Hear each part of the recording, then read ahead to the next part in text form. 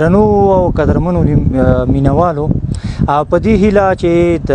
دې ویډیو ته لیدو پورې به روغ جوړ رکړه او باقي مو هم الله پاک د صحت په جامو کې پټ لره قدرمنو لیدونکو نن ورځ به مونږ او تاسو ټول په ګډه سره د ننګرهار ولایت د کوټ د ولسوالۍ ښکلاګانې ننداره کوو خو درنو لیدونکو په یاد ولرئ چې په کوټ ولسوالۍ کې ډېرې زیاتې اوبه دي نو په همدغه وجه باندې ډیره سرسبزه او شنه ولسوالي ده نو زه خپل انانس یا خپل خبرې ډیر اوږدول نه غواړم ځکه چې زما هم تلوسه ده چې دا د کوټ ولسوالۍ شینوالي او ښایستونه وګورم او تاسو ته هم دا ښکلې ویډیو نن زه